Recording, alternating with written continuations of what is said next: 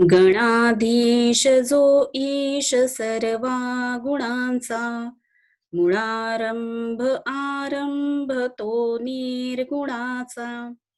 नमो शारदा मूळ चत्वार वाचा, गमो पंथ आनंत या राघवाचा. नमस्ते मुलांनो. गेल्या वेळी आपण इथपर्यंत आलो होतो. तात्पर्य, मॉरल ऑफ द स्टोरी, किंवा ती जी घटना घडलेली आहे त्याच्यातून काय बोध मिळाला, तर चहा बिन साखरेचा होता हे खरं होतं, परंतु लाडवाच्या रूपानं काही कॅलरीज पोटात गेल्याच. आता पुढे आपण सुरू करतो आहोत. ते आपण सगळं पाहिलं आहाराच्या बाबतीतलं. आणखी आहाराव्यतिरिक्त त्यांनी काय काय प्रयत्न केलेले होते ते पहा. दोरीवरच्या उड्यांचा फक्त एकदा प्रयत्न केला व पहिली उडीच शेवटची ठरली, कारण 8x10 आमच्या दिवाणखान्यात प्रथम दोरी संपूर्ण फिरवणे अवघड. गुणिले मल्टिप्लिकेशन. एकदा डोक्यावरून दोरी पलीकडे गेली, ती ड्रेसिंग टेबलावरच्या तेलांच्या व औषधांच्या बाटल्या खाली घेऊन आली. दुसऱ्यांदा अर्धवट गॅलरी आणि अर्धवट घरात राहून दोरी फिरवली, ती आचार्य बर्व्यांच्या गळ्यात. त्यांचा माझ्यावर आधीच राग होता. मी उपास करतो हे कळल्यावर चाळीतली सारी मंडळी समाचाराला येऊन गेली होती, परंतु आचार्य बाबा बर्वे शेजारच्या खोलीत असूनही आले नाही, कारण उपास हे त्यांचे खास राखीव कुरण होते. आता दोरीवरच्या उड्या माराव्यात असा हा एक प्रयत्न त्यांनी करून पाहिला. तर पहिलीच उडी मारली ती शेवटची ठरली. कशी काय काय घडलं?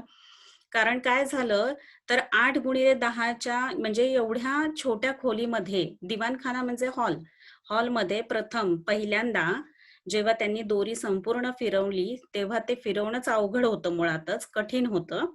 अवघड कठीण, आणि अवघडच्या विरुद्धार्थी सोपे. एकदा डोक्यावरून दोरी पलीकडे गेली, ती ड्रेसिंग टेबलावरच्या तेलांच्या व औषधांच्या बाटल्या खाली घेऊन आली. तेल आणि औषध झालं, सगळ्या बाटल्या खाली पडल्या. दुसऱ्यांदा अर्धवट गॅलरी आणि अर्धवट घरात उभे राहिले, म्हणजे घरातल्या घरात काही होत नाहीये, हॉलमध्ये काही दोरी पुरत नाहीये, म्हणून अर्धवट गॅलरी आणि अर्धवट घर असं त्यांनी बॅलन्स साधण्याचा प्रयत्न केला, तोल सांभाळण्याचा प्रयत्न केला, आणि घरात राहून दोरी फिरवली, ती आचार्य बर्व्यांच्या गळ्यातच पडली.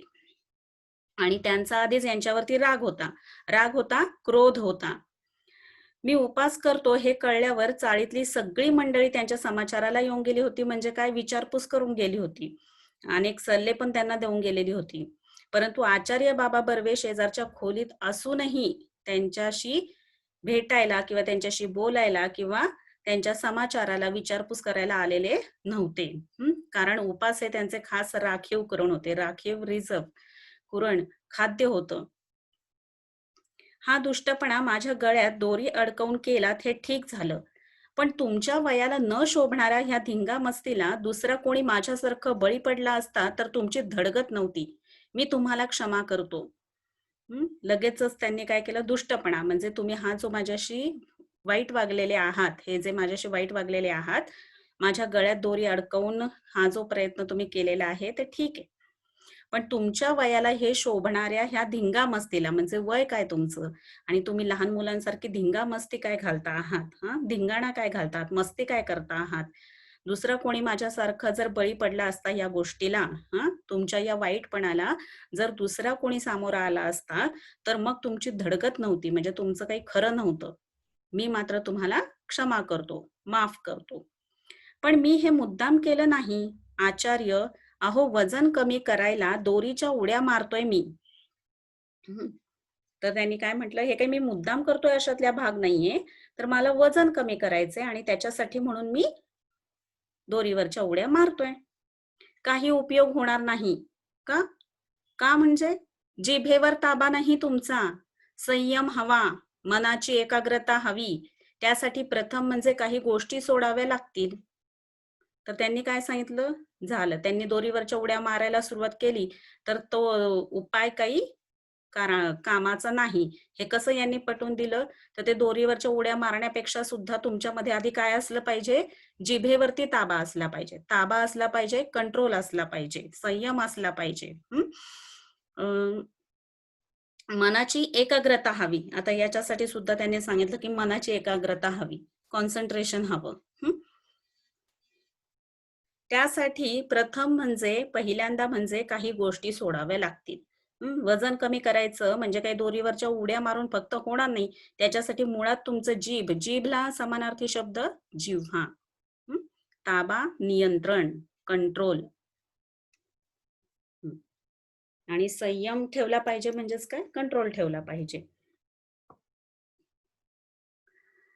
आता ह्या उड्या मारायला मी लाज देखील सोडली, हे पाहता ना तुम्ही बाबा. ते म्हणते आता दोरीवरच्या उड्या मारतोय म्हणजे लाजत सुद्धा नाहीये मी, एवढा मी एवढा मोठा आहे, एवढं वय माझं झालेलं आहे किंवा एवढं वजन माझं असताना देखील खोली छोटीशी पडतीये आणि तरी सुद्धा मी दोरीवरच्या उड्या मारतोय. मग याच्यासाठी मी लाज सोडली, हे पाहताय ना तुम्ही. ठीक आहे, प्रथम बोलणं सोडा. आता काय, आता वजनाचा आणि बोलण्याचा काय संबंध, पण त्यांना बोलणं सोडायला सांगितलं. बोलणं सोडू? अजिबात. अजिबात म्हणजे बिलकुल बोलायचं नाही. खाण्यासाठी तोंडाचा वापर कमी करायचा एवढं पाहिलं तुम्ही. पण बोलण्यासाठी देखील त्याचा वापर बंद केल्याशिवाय तुमची जीभ ताब्यात राहणार नाही. पहा, त्यांचं काय म्हणणं आहे, की तोंडाचा जो वापर आहे तो खाण्यासाठी तुम्ही कमी कराल, पण बोलण्यासाठी सुद्धा तुम्ही तो कमी केला पाहिजे. मुळात तुमची जीभच ताब्यात राहत नाही. पण मला बोललंच पाहिजे बाबा. मी केविलवाण्या स्वरात ओरडलो. केविलवाण्या स्वरात, रडवेल्या स्वरामध्ये, याचना करण्याच्या स्वरामध्ये, सुरामध्ये. का पण? एवढा संयम नाही तुमच्यात? मौनाचं सामर्थ्य मोठं आहे. मौन ही शक्ती आहे. मौन ही काय सांगितलं, की एवढं सुद्धा संयम तुमच्यामध्ये नाहीये, एवढं पण तुम्हाला कंट्रोल करता येत नाही. मौन म्हणजे काय? गप्प राहणे, शांत राहणे, अजिबात न बोलणे म्हणजे मौन. आणि मौन सुद्धा एक व्रत आहे. तर मौनाचं सामर्थ्य हे किती मोठं आहे, म्हणजे मौनाची महती ही किती मोठी आहे, त्याचं किती महत्व आहे. आणि मौन ही तर एक शक्ती आहे, ताकद आहे. अजून मौनावरती बरंच काही त्यांना सुनवत बसले ते. उड्या मारायच्या माझ्या दोरीचे एक टोक हातात धरून बाबा 1 तास मौनाचं महत्व या विषयावर बडबडत होते. पहा, मौनाचं महत्व किती आहे या विषयावरती 1 तास ते दोरीचं टोकही हातात धरलेलं आहे. म्हणजे यांच्या दोरीच्या उड्या मारायचं जे काम चाललेलं होतं ते मात्र बाजूलाच राहिलं आणि मौनावरतीच यांना लेक्चर मिळालं. शेवटी त्यांचा वाक्प्रवाह अडवून मी ओरडलो. त्यांचा जो बोलण्याचा वेग होता तो मी अडवला, रोखला आणि मी ओरडलो, "पण बाबा, मी बोललो नाही तर खाऊ काय?" म्हणजे बोलण्याचा आणि खाण्याचा संबंध काय? "मी टेलिफोन ऑपरेटर आहे बाबा. दिवसभर बोलावंच लागतं मला." पहा, हे टेलिफोन ऑपरेटर आहेत म्हटल्यावरती बोलल्याशिवाय यांचं काही पोट भरणार नाही. कारण ते कामच आहे त्यांचं. "मग कसलं वजन उतरवणार तुम्ही?" मग झालं. लगेचच यांनी काय सांगितलं, "आता काही वजन कमी होणार नाही तुमचं." अत्यंत कारुण्यपूर्वक कटाक्ष टाकून बाबा गेले. कारुण्यपूर्वक, दया.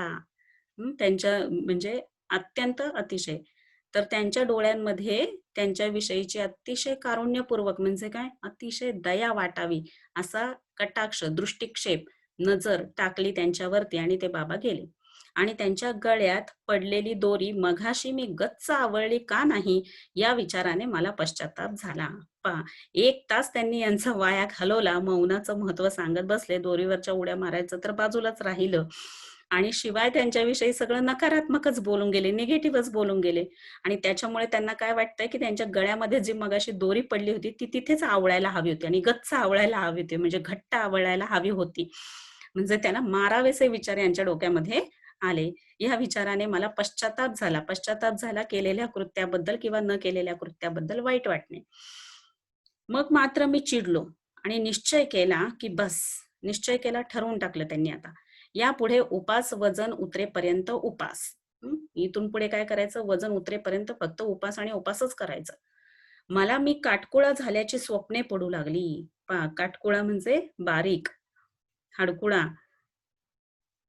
स्लिम. भरल्या ताटावरून मी उठू लागलो.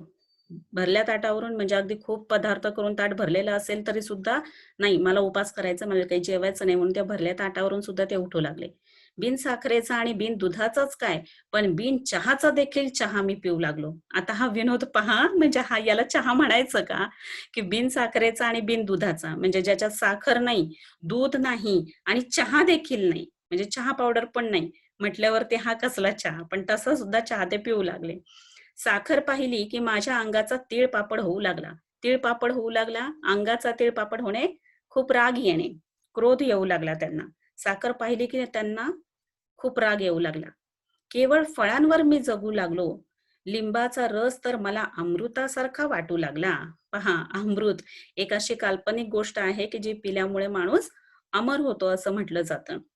तर असं हे सर्वश्रेष्ठ असलेलं अमृत ते प्राशन केल्यासारखं त्यांना वाटायला लागलं लिंबाचा रस म्हणजे. कारण तुम्हाला माहिती असेल की लिंबाचा रस जेवढा किंवा सकाळ सकाळ जर कोमट पाण्यात, गरम पाण्यामध्ये लिंबाचा रस पिळून तो आपण घेतला तर त्याच्यामुळे वजन कमी होतं. असं सांगितलं जातं आणि त्याच्यामुळे त्यांना लिंबाचा रस सुद्धा अमृतासारखा वाटायला लागला अगदी. धारोष्ण दुधासाठी मी अधूनमधून अंधेरीच्या गोठ्यात जाऊ लागलो. गोठ्यात जिथे गाई गुरं बांधलेली असतात त्याला म्हणायचं गोठा. म्हणजे गाई गुरांचं राहण्याचं ठिकाण म्हणजे गोठा. आणि धारोष्ण दूध म्हणजे काय, की लगेचच जेव्हा दूध काढलं जातं गाईचं किंवा म्हशीचं, तेव्हा ती जी धार असते काढलेली ती तेव्हा उष्ण असते, गरम असते. आणि असं हे दूध जे आहे, नुकतंच काढलेलं ताजं दूध, तर त्या धारोष्ण दुधासाठी मी अधूनमधून अंधेरीच्या गोठ्यात जाऊ लागलो. दोरीवरच्या उड्या केवळ खालच्या मजल्यावरील मंडळींच्या दुष्टपणाने व आकसाने केलेल्या तक्रारींमुळे दोरीवरच्या उड्या मारत होते, पण खालच्या मजल्यावरील जे लोक होते ते त्यांचा दुष्टपणा, वाईटपणा आणि आकस. आकस म्हणजे काय? की एखाद्या गोष्टीविषयी की ही गोष्ट यांनी करायला नकोय बाबा किंवा ते जे काही करतायत, तर त्याच्याविषयीचा मनामध्ये असलेला राग. तर हा वाईटपणा आणि या लोकांच्या मनामध्ये माझ्याविषयी असलेला राग, दुष्टपणा आणि आकस. दुष्टपणाने व आकसाने केलेल्या तक्रारींमुळे थांबवाव्या लागल्या. 10 उड्या पाय न अडकता मारण्यापर्यंत मी पोहोचलो होतो. पहा 10 उड्यांपर्यंत पोहोचले होते. सुरुवातीला वेळ लागतो. सुरुवातीला थोडं-थोडं करता-करता मग माणूस जास्त वेळ करू शकतो. 10 उड्या पाय न अडकता मारण्यापर्यंत मी पोहोचलो होतो. कचेरी सुटली की मी गिरगाव रस्त्याने धावत येऊ लागलो. केवळ पौष्टिक आणि सात्विक आहार सुरू केला. पौष्टिक आणि सात्विक, की ज्याच्यातून काहीतरी चांगली पोषक मूल्य, पोषक मूलद्रव्य म्हणायचं मला, मूल्य नाही. तर ज्याच्यातून काही पोषक मूलद्रव्य मिळतील अशा प्रकारचं जे अन्न आहे ते पौष्टिक. आणि सात्विक आहाराच्या बाबतीत मी तुम्हाला सांगितलेलं होतं, की माणसाचे 3 गुण आहेत. 3 गुण आहेत म्हणजे सत्वगुण, रजगुण आणि तमोगुण. हं. तर त्याच्यातलं जे सत्वगुणी आहेत त्यांचा आहार जो आहे, खानपान जे आहे, जेवणाची जी पद्धत आहे ती सात्विक आहे. रजोगुणी जे आहेत, मग रजोगुणी घेणारे आहार आणि त्याच्यानंतर तामसी प्रकारचा घेणारे आहार. तर याच्यामध्ये मी तुम्हाला सांगितलेलं होतं, सात्विक आहार जो असतो त्याच्यावरती फार काही प्रोसेस केलेली नसते. उकडलेल्या भाज्या किंवा मग फळं हेच सात्विक आहारामध्ये घेतलं जातं. नॉन-व्हेज तर त्याच्यात घेतच नाही सात्विक आहारामध्ये. तर असं पौष्टिक की ज्याच्यात पोषण मूल्य मिळतील आणि सात्विक म्हणजे जो फार प्रोसेस केलेला आहार नाही किंवा फळं आणि पालेभाज्या उकडलेल्या अशा प्रकारचा आहार जेवण त्यांनी सुरू केलं. जवळ-जवळ 10-12 दिवस हा क्रम चालू होता. माझ्यातला फरक मलाच कळत होता. लहान मुले बी पेरले की रोप किती वाढले हे रोप उपटून पाहतात. त्याप्रमाणे रोज संध्याकाळी काट्यावर वजन करावे असे वाटत होते मला. पण मी ती इच्छा दाबून धरली. पहा, लहान मुलांचा पराक्रम तुम्ही पाहिले असतील. लहान मुलं काय करतात, रोप लावतात. हां, आणि ते रोप जे लावलेलं आहे छोटंसं, ते किती वाढलंय हे पाहण्यासाठी त्याला उपटून पाहतात. म्हणजे ते कसं वाढेल बरं? तसं यांना वाटत होतं, की रोज संध्याकाळी आपण काट्यावरती वजन करून पाहावं, की किती कमी झालंय. पण त्यांनी मात्र ही इच्छा दाबून धरली, कंट्रोल केला. बरोबर 1 महिन्याने मी वजन करणार होतो. 1 महिनाभर, महिना याला समानार्थी शब्द मास. महिना, मास. 1 महिनाभर तुपाचा थेंब माझ्या पोटात जाणार नव्हता. केवळ दूध. दुर्दैवानं रोज गाईचे धारोष्ण दूध मिळण्याची सोय नव्हती. दुर्दैव, वाईट नशीब. आणि त्याचा विरुद्धार्थी शब्द सुदैव. सुदैव चांगले नशीब. दुर्दैवाने रोज गायीचे धारोष्ण दूध मिळण्याची सोय नव्हती. सोय विरुद्धार्थी शब्द गैरसोय. पण एकूण आहार व्रत जोरात चालू ठेवले. पण आहाराचं व्रत जे होतं ते मात्र त्यांनी जोरात चालू ठेवलं होतं. दुधाचं मात्र काही रोजचे रोज ते मिळेलच असं काही नव्हतं. पंधरवडाभरात फक्त 2 वेळात साखरभात झाला. हां, एवढ्या या 15 दिवसांमध्ये फक्त 2च वेळा त्यांनी साखरभात झाला. भाताचा एक प्रकार आहे जो साखर घालून केला जातो, तो साखरभात. एकदा सौकाजीने चोरून कोळंबी भात चारला. कोळंबी प्रॉन्स घालून केलेला भात, कोळंबी भात चारला व खालच्या मजल्यावरच्या भाऊजी पसरटवारांनी एकदा नागपुरी भात पाठवला होता.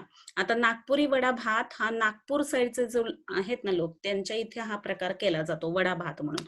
भात आणि त्याच्यामध्ये वडे असं तो एक प्रकार आहे वडा भात. ते विशिष्ट पद्धतीने केलेले वडे असतात आणि भात असतो ते एकत्र असतं वडा भात. तर तो नागपुरी एक खाण्याचा पदार्थ आहे. तर तो वडा भात पाठवला होता. एवढे अपवाद वगळल्यास भाताला स्पर्श नाही केला. हे एवढे 3 वेळा जो भात खाल्ला तेवढाच. 2 वेळा 3 वेळा कुठलं? 2 वेळा तर साखर भात खाल्ला. त्याच्यानंतर कोळंबी भात खाल्ला. त्याच्यानंतर वडा भात खाल्ला.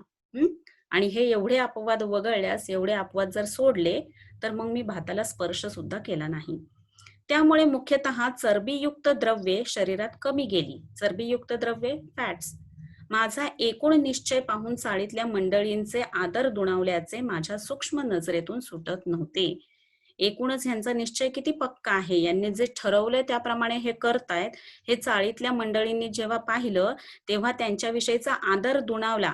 म्हणजे काय? त्यांच्याविषयीचा सन्मान आणखीन वाढला, दुपटीनं वाढला. आणि हे यांच्या सूक्ष्म नजरेतून सुटत नव्हते. सूक्ष्म म्हणजे बारीक नजरेतून सुटले नाही. सूक्ष्मच्या विरुद्ध ढोबळ. जी मंडळी माझ्या डाएटची आणि उपासाची चेष्टा करत होती, त्यांनीच पंत फरक दिसतो हा, अशी कबुली द्यायला सुरुवात केली. सुरुवातीला जे लोक नावं ठेवत होते किंवा उगाचच काहीतरी बोलत होते, ते लोक सुद्धा कबुली द्यायला लागले, म्हणजे मान्य करायला लागले की हा पंत फरक दिसतोय हा. आता हे काही वजन केल्याशिवाय नक्की किती फरक पडलाय ते कळणार नव्हतं. पण तरी सुद्धा लोक मात्र आपलं येता जाता बोलू लागले की हो, खरंच फरक दिसतोय बरं का. काही वेळेला लोक समोरच्या माणसाला बरं वाटावं म्हणून म्हणतात, किंवा काही लोकांना खूप दिवसांनी पाहिलं तरी असं वाटत असं, नाही गो फार बारीक झालीस तू.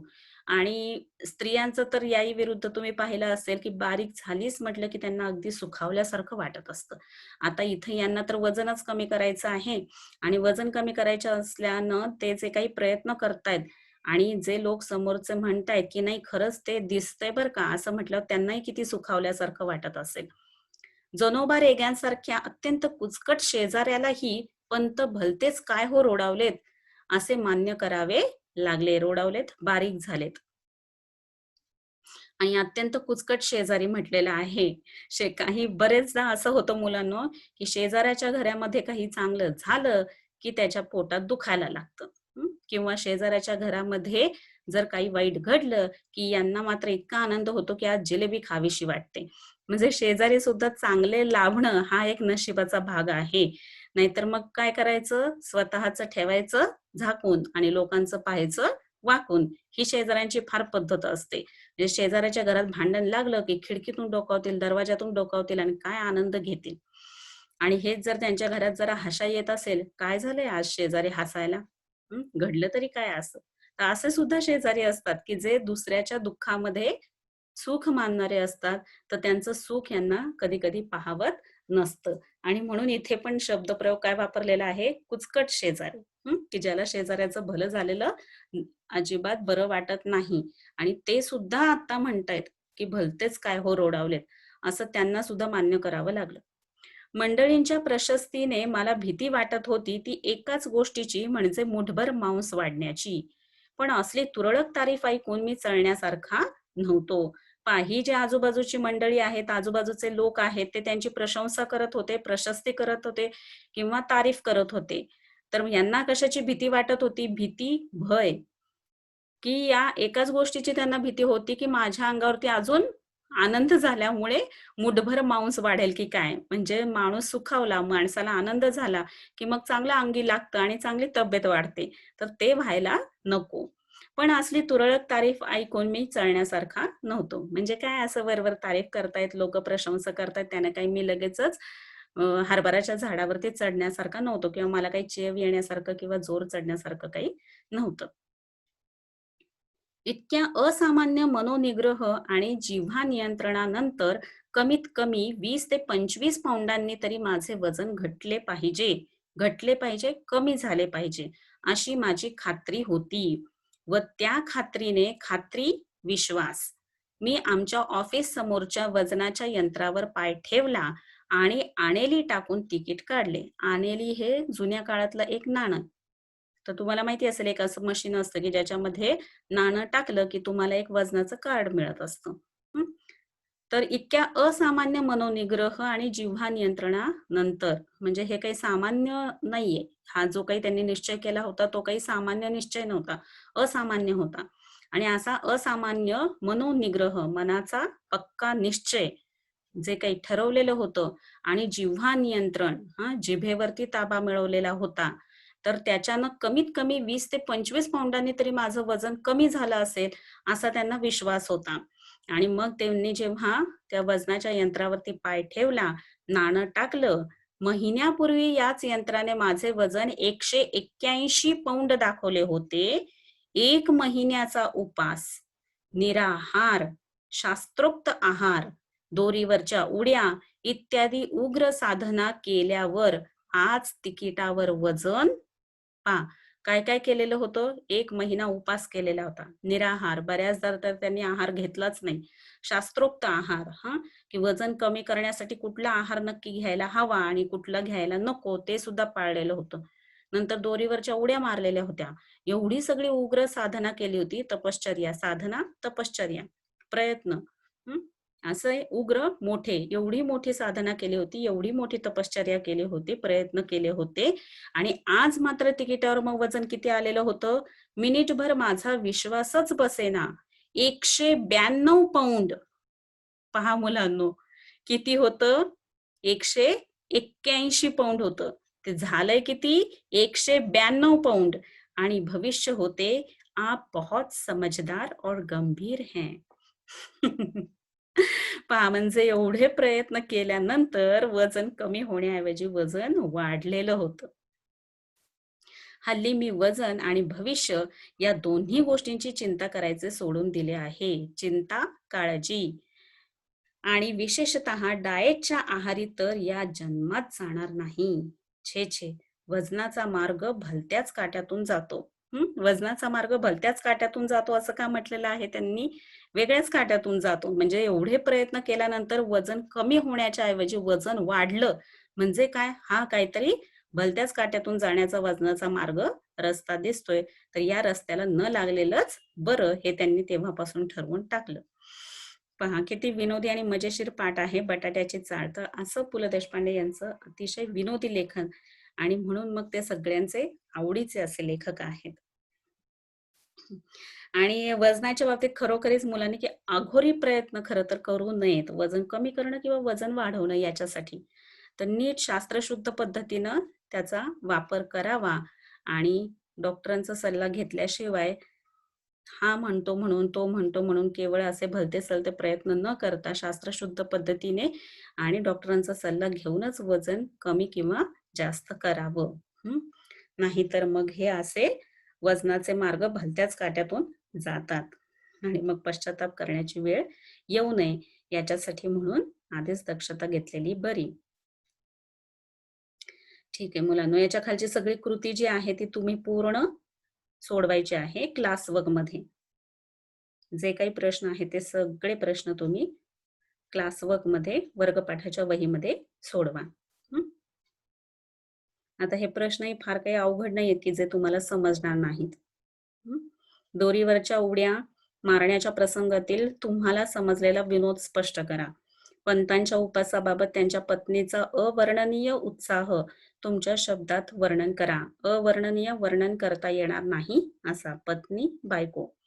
पाठातील तुम्हाला सर्वात आवडलेला विनोद कोणता? तो का आवडला ते स्पष्ट करा. ते स्पष्ट करून दाखवायचंय हा मुलांनो. विनोद कुठला आवडला आणि का आवडला ते सांगायचंय. तुम्ही एखादा संकल्प केला आणि तो पूर्ण केला नाही, तर कुटुंबातील व्यक्ती कोणत्या प्रतिक्रिया व्यक्त करतील? याची कल्पना करून लिहा. तर असे सगळे 7च्या 7 प्रश्न जे आहेत, ते सगळे तुम्ही वर्गपाठाच्या वहीमध्ये क्लासवर्क मध्ये सोडवायचे आहेत. आता पुढच्या व्हिडिओमध्ये आपण घेणार